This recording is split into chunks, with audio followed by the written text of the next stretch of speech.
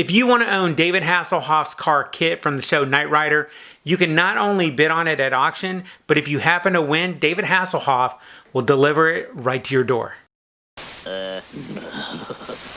What up to my peoples, and welcome to Retro Crunch, your #1 stop for retro pop culture and news. And we have a ton of retro news to talk about, so let's get started. One of the most iconic cars of the 80s is definitely KITT from the hit TV show Knight Rider.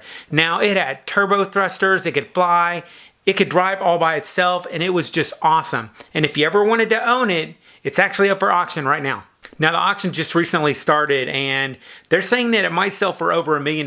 It's already at $500,000 right now, so it looks like there's some Knight Rider fans that are really pushing up the price. David Hasselhoff's car is listed on the Diligent Auction Services webpage, which has tons of photos that are showing off the interior of the prop car and just different views if you want to take a look at it. It looks like the interior has all of the bells and whistles that we remember from the KITT car in the show, and the site actually describes it as a fully functional KITT car with full conversion car. I have no idea what that means, but I definitely want it. But if the car isn't for you, David Hasselhoff is actually selling a ton of other memorabilia that he's collected over the years as well, like a Knight Rider racing suit from the show, some Baywatch stuff, so if you like that kind of stuff, that's cool. And he has a couple weirder items, like there is a huge dummy of him that was used in the SpongeBob movie that you can buy that as well. I'm not sure that I would want that, but I know there are some David Hasselhoff fans that probably have a big pool that they would love to put this sucker in. If you are interested in finding out more about this or checking out the items, I'll link to the auction in the description down below.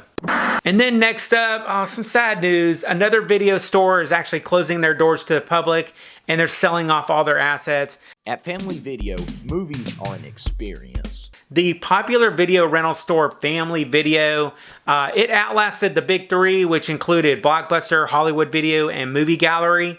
They are ending their run. The video store at one point in time had over 800 locations, and they actually first started out whenever beta was popular. Then they finally moved on to VHS, and then of course DVD and Blu-ray. So just Blockbuster and Bend, Oregon remains to keep the legacy going for those big three video stores. Every time I hear news about video stores closing, it really makes me remember just how awesome they were growing up and how cool it was to go to those video stores and look at all of the videos in person, hold them and read the back of the covers. And actually, I always saw people that I knew in town that were at the video stores at the same time. So it's kind of like a social gathering as well. And it's kind of a shame that we're not going to have that around sometime in the future eventually.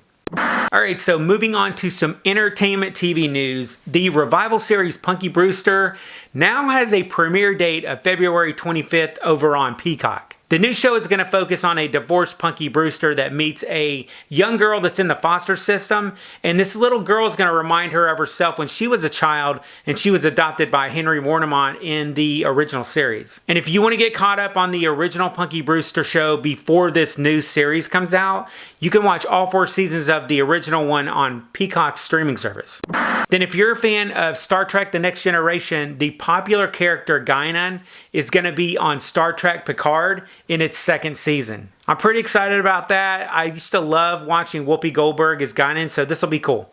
And then there is an upcoming documentary called More Than Miyagi, the Pat Morita story, that's going to be premiering on February 5th on Amazon Prime. Now, this should be really cool, especially if you like Karate Kid, so stay tuned for that. Then if you are into retro news and nostalgia stuff, you got to check out the next video that is right over there. I'll catch you on the flip side, and remember, if it ain't retro, it ain't worth watching.